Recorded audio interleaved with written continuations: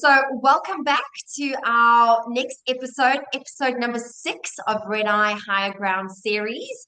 And it's great to have you back with us again. I have an incredible guest on our podcast today. So yeah, basically, if you are, following us alongside or just discovering us right now in terms of our podcast, welcome and thank you for joining us. Don't forget to subscribe so you don't miss the next episode. So today we are honored to welcome one of the most respected voices in global recruitment. We have Greg Savage with us today, who is a founder, manager, leader, entrepreneur, and international speaker and trainer. Also, the author of 2 books and launched the Savage Recruitment Academy, which teaches recruitment training on demand through a world-class video training platform. So welcome, Greg, to our podcast. Wow, that's quite an intro, Nicole. Thank you very much. Truth of the matter is, I'm just a guy from Cape Town, so I don't know about all that, but yeah, it's been a long time, and it's been fun to be back. It's fun to be back talking to you because we met 10 years ago, I would say, in the beginning. 100%. Back in my very early days at REDi, it was such a privilege to watch you and be in your training. Goodness, I think I came out of that session feeling just mind blown in terms of the amount of notes and wisdom that I took down as a fresh 21, 22-year-old in the recruitment industry, and you've always stuck out in this particular field, Greg. So yes, it was a privilege to meet you back then, and what a privilege it is to have you on our podcast. I mean, we've made a full circle here. Yeah, it's a pleasure. It's good fun to be back, and nice to be talking to you. We've got different topics today from what we spoke about 10 years ago, that is for sure. Yes. I mean, the world has changed so much. And I mean, Greg, you're a true industry icon. I mean, you've got decades of hard-earned wisdom and lots of bold thinking and unwavering passion for, the recruitment profession and what you do. And you're a respected friend of REDi as well. So we are excited to cover some really cool topics and questions that I think are going to be quite valuable for our audience as we build our viewers and we build our presence in the market. And I think also just empowering people in the world when it comes to recruitment and being in the job market and being prepared for what's ahead. So yeah, I mean, this is really such a phenomenal opportunity. So thank you for taking the time to speak with us and also lend your voice to this conversation. I mean, you're a natural choice for our episode. And we'll dig into those trends and tech and what's really shaping talent and future hires today. So I think let's dive straight into it, Greg. So, I mean, you have front row seats to the evolution of recruitment over the decades. So what's the single biggest global shift you've observed in maybe the past 2 years? And what does that signal for the next perhaps 2 years ahead of us? Yes, well, you mentioned the metaphor front row seats. A better one would be in the trenches on the cold face of the battle, because I actually started in recruitment. This is going to shock you, Nicole, because you perceive me as a very young, fit sort of individual. But I actually started in recruitment 16 years before the internet was invented, and 6 years before the fax machine, which we now feel is such old technology. Never mind mobile phones, etc. But the reason I mention that not to look back, but to give some context to the scale of change that I've been fortunate enough to witness, and contrast that to what I think is happening now. Now, you must remember that the internet coming along was a cataclysmic change for recruitment. And then job boards, and then LinkedIn, and then social media, and all of them were touted to destroy our industry, the staffing industry. And yet we continue to grow. Thank you very much. It's been a fabulous ride. The question now is, how is AI different from all those preceding changes? And there are many people, you'll read them on LinkedIn, saying that it's the end of recruitment now. But what's the hype and the reality? And you said in your intro, want to help people navigate the way forward. And wow, I would say that in those 45 years I've been in recruitment, AI and automation are the biggest leadership challenge that we've ever faced. When I say leadership, I mean people who own recruitment companies, talent leader acquisitions. I think it's going to decide winners and losers in the talent battle, and even in the survival of recruitment companies, because um, people are going one of two ways. They're either saying it's kind of binary. They're saying, look, AI, it's superficial. Recruitment's a human business. We're just going to keep going. And then the others are saying automate everything. And both those views, in my opinion, are entirely wrong. Mm. And my message to anyone in recruitment, even if you're a newbie or especially if you're experienced, you cannot ignore what is happening, and you mustn't allow yourself to say, "Oh well, I'll rely on my old skills." Some of your old skills will ironically, like relationship building, we'll talk more about that, will become more important in the AI age. Yeah. But you cannot hide. The phrase I'm using is everybody in our industry must run towards the technology. Put your arms out and get around it and understand it. Now, I'm a good example. I'm a good example. You've got me on this program. I'm 67. I'll be the oldest person on this buddy podcast. So why are you asking me? I love it. It's because you think, and we'll find out over the next 20 minutes, that I have got some insights. And yeah, it's clear I know a lot about recruitment. That's hard to deny. But I had to work in the last year and a half about AI. I did a talk speaking to, like you saw me in South Africa, around the UK a few months ago. And the topic was AI and recruitment. It was a 4-hour masterclass. And I agreed to do it 6 months before. And I promise you, I did like a nano degree. I studied, I met with people, because I wasn't going to stand up on that stage and not be informed. I mean, you've seen me talk. It comes from a point of knowing something about. So I don't say you have to do a 6-month study, but if you're going to implement AI into your business as a leader, you have to know what you're doing, because as I'm about to tell you, there is a lot of hype and AI, and this is scary, but I want you to understand this, anyone listening. AI is dominated by charlatans and digital snake oil salesmen. The amount of bullshit that is out there, a lot of it is not even real. So, and of course, those of us who don't understand it, we accept what we're told, right? Yeah. But if you go on LinkedIn, Nicole, if you go on LinkedIn, you will see an army of experts, evangelists, thought leaders, and they've never implemented AI in recruitment environment in their lives. They've never been in recruitment, most of them. All they are doing is amplifying the claims of the snake oil AI vendors, because a lot of the products are actually automating dysfunction.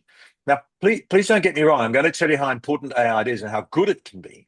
Yeah. But the big warning, first of all, is it's not all. A lot of it isn't even AI. It's just automation. I'll give you an example. Listen to this. You'll love this. Yeah. A guy called Martin Redstone. You can look him up. He's in the UK. I don't know him. I just saw his research. He ran a little experiment. He got 3 LLMs, the big ones. He got ChatGPT, Gemini, Grok, or whatever they're called. He inputted a job description, and he said, I want you to give me a short list. And he inputted 100 resumes of all vaguely suitable people, some better than others, like a normal sort of resume screening exercise. Into the 3 of them, there was only, when it came to the shortlist of 5 people, there was only a 14% overlap between those 3. They selected a different shortlist. This is the best AI in the world. Then he ran it the next day. Same instructions. They come up with a different shortlist. Yeah.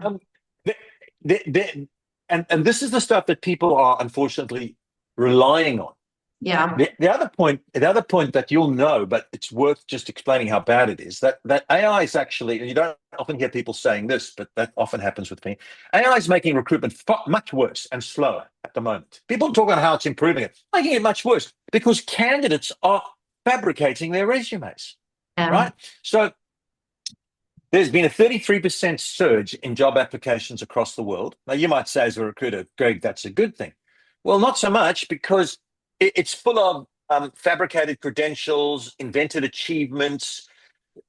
The Financial Times, actually, in the UK, has done a research and said that 50% of candidates admit to fabricating and falsifying their resumes. So recruiters are flooded with increased applications of inappropriate people that they've got to then sort out.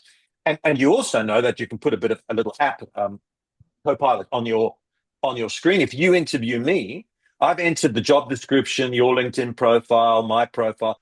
You ask me a question, and I get a little panel on my screen, you don't see it, giving me the answers. So AI is making it much more complicated. There's a lot of bad AI, Yeah. but here's the other side of the coin. Notwithstanding what I said, and it's all true, don't fall into an AI early rejection trap. As I said, you've got to run towards the tech. You've got to understand. It's changing so fast. This is the thing. You know, I mentioned that talk I gave in the UK. I did a lot of work. I gave the talk. 500 recruiters came. It went well. They loved it. Thank God. I stayed in the UK for 2 weeks, and I went to some conferences and spoke to people. By the time I left the UK, if I had to do my talk again, I would have changed 25% of it because new things had happened. Stuff that I was saying AI could not do, it now could do. That's how quick. That's how quick it's evolving. And they'll evolving so far, and there'll be a massive impact on your business. So you can't wait. You can't stand not idle. To do nothing is a disaster, and to implement blindly is a disaster. You've got to inform yourself and get the mix right. Okay? Yeah, absolutely. Absolutely. And I'm definitely hearing just a combination of finding a balance and integrating it, but I think being incredibly mindful, and we cannot lose the human elements, or at least the values and the ethics of what make us successful as recruiters, but really just using it as a tool to really help us either work more effectively or work smarter in our days, but we are not taking that human element away from what we're actually doing. So no, we can't, do what we used to do 5-10 years ago. We need to keep evolving as humans as well, and as specialists in our trade. But again, really, utilizing those tools to really better and improve the way we're working every day. But again, it is incredibly, it can be quite draining because things are changing so much on a day-to-day basis. I mean, with me doing tech, Absolutely. the languages, the tools, the systems, what our clients are looking for is incredibly fast paced as well. So having to keep up with all of those sort of new requirements and trends. But I think what you were saying, Greg, it ties in beautifully to what the next question was, just around, how AI is quickly being entrenched into the recruitment process. And I think it is about embracing that and really trying to find bits and pieces of what we can actually integrate into our everyday, and how we can actually move quicker and how we can improve our processes. But again, it's not removing the human element of what we do. So, I mean, essentially from sourcing to screening and interviews, where we do draw the line between useful automation and damaging the process. I mean, we've got to keep that truly back of mind when we're thinking about our brands, our reputation, and essentially the work that we do. So I'm not sure if there was anything that you wanted to add to that process, because there are elements of the recruitment process that we could really embrace, that AI piece. Sure. But again, I think we need to be mindful. Sure, no, you're right. This is actually, this question and this area you've raised is perhaps the most important part of what we're going to talk about, because I think it's where the magic happens if you get it right. Yeah. I think the first thing I'd say is that a lot of AI claims it can automate human judgment and influencing skills. And I'm here to say that is exactly the opposite of what we need. We do not. I'll give you a little story. I get pitched AI tech all the time, right? Yeah. And a guy who's pitched, and he's saying, my tech is so good, it can tell when a candidate's had a baby in the family, and it will send them a congratulations email. And I said to him, you're going to have to censor me. Why the fuck would you do that? And he's like, because it's efficient. I said, but it's not authentic, mate. It's not authentic. If you're going to congratulate someone on having a baby, you've got to mean it. Otherwise, it means nothing to the candidate. In fact, it's disrespectful. He couldn't get it because he was a tech guy. And the magic is to understand the phrase I use. You may have heard me use it before, but it's a marriage of art and science. We want the science, and by that I mean the tech. And at the top end of the recruiting funnel, in the screening and the shortlisting, some of the outreach, it can do it better than human beings, and so we should use it. But it's got to be blended with the art, and the art is the influencing skills, the questioning, the empathy, right? So you want great tech, highly efficient, innovative, eliminating the hack work. You don't want recruiters spending half a day evaluating a shortlist when it can be just as done just as well in 20 minutes, if that's true, right? And it will be true. Yeah. But you also want to blend it with highly evolved, deeply sophisticated human skills. The thing is, this is again something that I hope your listeners will enjoy. Our industry is the only one where what you are selling can say no. And what I mean by that is, I sell you this pen, Nicole, and we agree 10 Rand. The pen doesn't say I don't want to go with Nicole. It goes. That's why you can automate that. You can sell it on Amazon. But if I place a candidate in a job and she agrees to go and we negotiate the counter offer and she's 100%, the day before she's due to start, she sends me an email and says she's going to live in Fiji. I mean, everyone knows that these things happen in recruitment, right? Absolutely. And automation cannot deal with that. Yeah. And the other thing that I like to say that I think is such an important thing is that there's a massive difference between understanding which parts of the recruitment process can be automated. Correct. Yeah. And the parts that should be automated, right? So that's what leaders have got to work out. When you can get tech now. I've seen it's been pitched to me that will offer the job to the person, negotiate the tech will do it. But you and I, who've been recruiters for a while, will know that if we say to someone, "Are you happy with 100,000?" and they go, "Yes," we know they're not happy with 100,000 because it's the tone of their voice, and we dig deeper and we manage the process, right? Yes. So I think the thing here is to don't bother about asking, will AI and tech replace recruiters? That's not the question. The question is, which part of the recruiter's job will be better done by tech and which part will be better done by humans, right? And people say, well, what is it? Well, I'll tell you what it is. The value, and the first thing I'm going to say, you're going to go, huh? The real value in a recruiter is their selling skills. Now, when I say selling, people think cold calling or selling motor cars or spamming. No, I use the word selling to mean questioning, listening, advising, consulting, providing insights, influencing. And so AI won't destroy recruitment, but it will take the job of recruiters who don't have those skills that I've just outlined. Because if all their skills are just logistical and process, they'll be replaced by machines. In fact, I invented a word. I call it a techno-empath. I think recruiters should be techno-empaths. I love that. By that, what I mean is you've got to embrace the technology, know how to use. I mean, even people say they use ChatGPT, but they don't. They just use it like Google, and it's much more sophisticated, right? Yes. So you need to use and some of my clients have implemented AI, and they say, but no one's using it. So you've got to be a person who can see, and it's not about generation. It's not about anything like that. It's to do with understanding that the future is going to require both tech, and highly evolved. I used empath for human as a bundle up word for human skills. And I think when anyone in recruitment, and I wish everyone in every industry did this, if anyone in recruitment should think about any tech they implement, you should ask yourself the question, what problem does it solve that we've currently got? A. B, how will it impact the candidate experience, the customer experience, client, and the consultant? So for example, I go onto Qantas's website. They got more money than anybody you know. And I want to ask a question, and they got a chatbot, and it is absolutely useless. You can get you get on your knees to beg to speak to someone who can solve the problem because they've got the tech, but it's useless.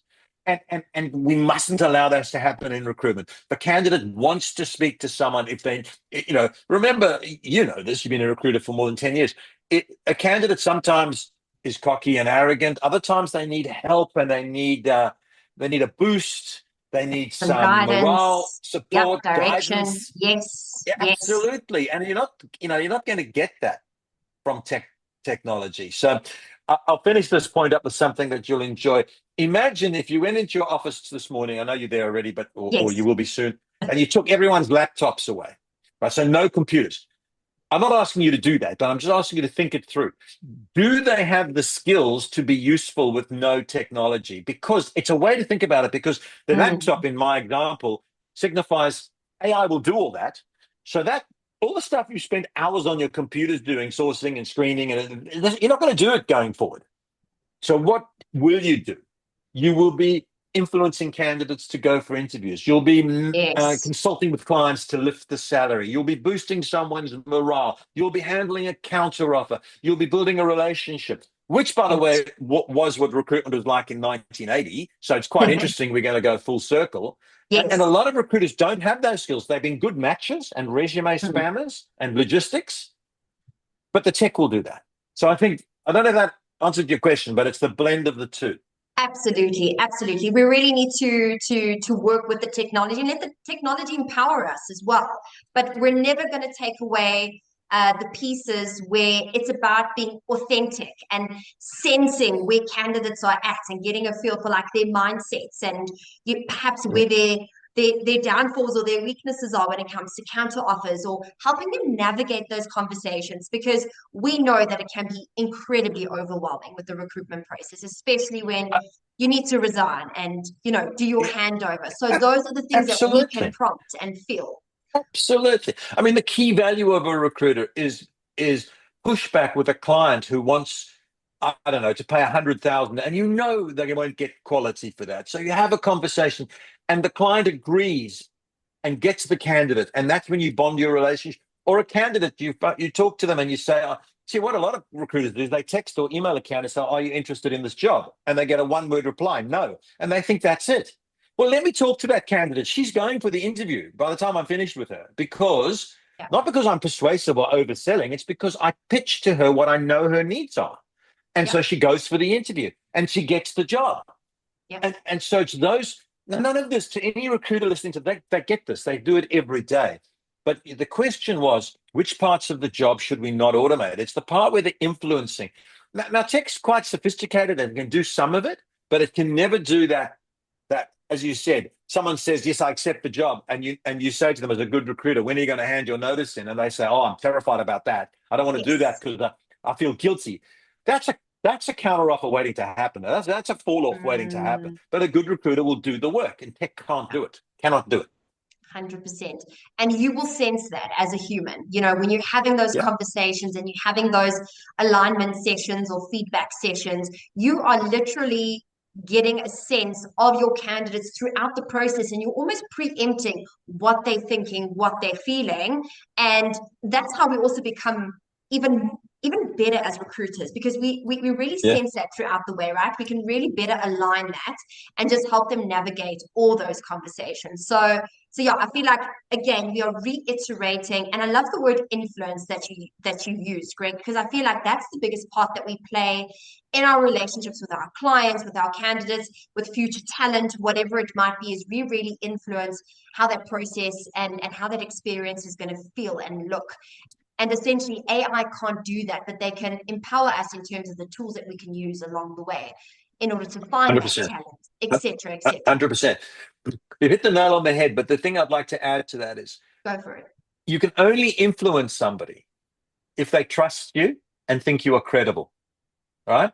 So that's the point I make to people. You have to do the work. You can't influence someone to take or not take it. And as a good recruiter, you'll only act in the best interest of all parties, right? You're not going to push someone into a job that's wrong for them. Poor Yeah. recruiters do that, and they don't last.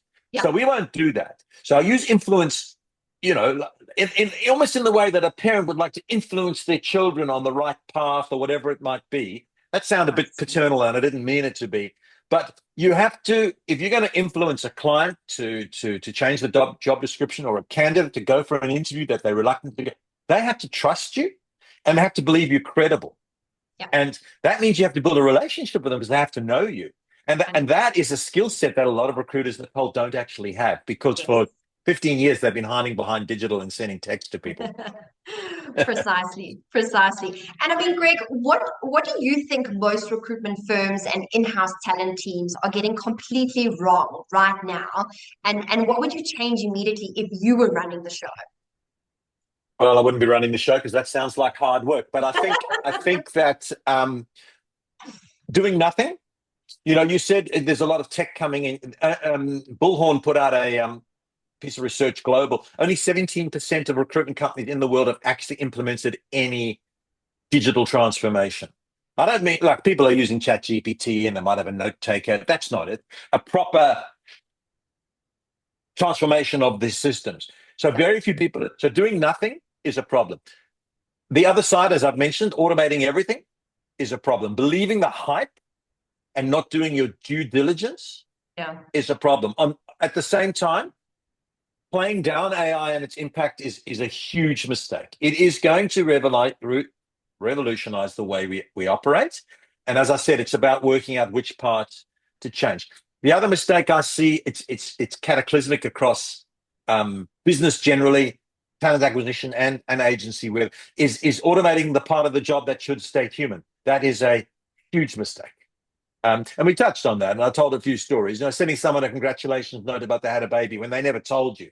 You've got to call up and say, I heard it's true. That'll help. I mean, I don't mean it in a superficial way, but I get an email from the Commonwealth Bank of Australia every year, and I've got it for 20 years, and it wishes me happy birthday. And I hate them because they're not wishing me happy birthday. It's some pathetic marketing idea. So you don't build relationships. You can use tech to enhance relationships, but it's got to be very accurate and play into the conversation. It can't be spamming. 100%. Making assumptions about the quality of AI and believing what you're told. You've got to do your own due diligence. You've got to test it and really understand it. Knee-jerk buying of AI is a mistake. And I think we've got to train our recruiters in the areas that are going to become more valuable. And I touched on that. But a lot of recruiters don't have the skills to build a relationship with a client, even with a candidate, because they've operated behind digital most of their lives. Now, some of them can be taught. We can, all of us have different levels of learning ability, but others are just not. Honestly, I think our industry will continue to grow, but there'll be less people in it. And that makes sense because a lot of it will be automated. And the people in it will have relationship building and trust building skills. So I think we've got to actually increase our training and coaching of recruiters. And just the final thing I'll say on this particular question is don't try to automate empathy. That it's a contradiction in terms. You nailed it, Greg. So, you absolutely nailed it. Automate screening, but don't be sending people messages that are automated saying, happy birthday, congratulations on the baby. People see through it. Yeah. And one of the things that I think is going to become, it's never not been valuable, but as people are going to, with the surge of false news and, you look at your TikTok and all the rest of it, and you see videos of a tsunami in Peru or something. It's all AI. It's just there's so much rubbish and so much lies and misinformation. Some of it even coming from our leaders, by the way, but I won't go there. People value authenticity. That's it. So that's it. Authenticity and insights that are based on knowledge. I think people will be screaming out for that because there's all these influencers making stuff up and people just lie on LinkedIn. Leaders across the world lie routinely and they get away with it. And I think there's going to be a backlash. Like, can I just speak to someone who knows what she or he is talking about and is going to tell me the truth? Yeah, and absolutely. That's where recruiters can play a role, big role. And I think, in closing, Greg, I think that you touched on so many important parts. I mean, again, we shouldn't be afraid of AI, and I think, again, we should be embracing it. But let's not forget about how important it is to be authentic and to be real and to keep that warm element, because people want to feel recognized and seen, and they want to know that their process or their lives or their careers are important to the recruiter that they're working with or with the company that's trying to hire them or bring them on board. And I think let's not forget that part. And I think you really emphasized on so many pieces that, again, I think we just need to keep that in the business and keep, influencing and encouraging the people in our business to not let go of that piece, because people will never forget how they felt about a certain experience or situation. They can forget about what you said, but how you made them feel on the journey is what we don't forget as humans. So Greg, thank you for joining us on an inspiring journey, a very inspiring discussion where we need to embrace what the future holds and what we're doing at the moment. And don't forget about the passion for what we do. And the passion is people, you know. It's never just about the placement, it's about the people, the purpose, and the potential. So it is such a privilege, and super grateful to have chatted and connected with you today. It was such a lovely build up, and yeah, I think today's conversation really resonated with me, and it's a nice reminder for all of us to keep it real. And for our viewers and our listeners is to subscribe, because these are real stories, real situations, good reminders, and so we continue to share this with people in the market. And yeah, these are practical tips and experience with us. So Yeah. to help you shape how you navigate the journey, how you can hire smarter and lead stronger and grow better businesses and teams. So if you're not following Greg across different platforms, we will post these details below in the caption. And again, just a massive thank you, Greg. Thank you for being with Pleasure. us today. Pleasure. It's lovely to talk to you again. Nice to see you again. And yes, I hope the conversation helped people that can pretty much follow me on LinkedIn and subscribe to my blog would be the two big things. Yes. And also, if you're a recruiter and you haven't read my books, I'm not sure if you really are a recruiter, so you probably want to do that. So on that note, pleasure to chat to you. You're looking as young and as fit as ever. In fact, the last time I see you, you had a glass of wine in both hands. So I'm glad we're not at that stage anymore. We were celebrating, absolutely. I We won't were. forget that evening. Yeah, it was super fun.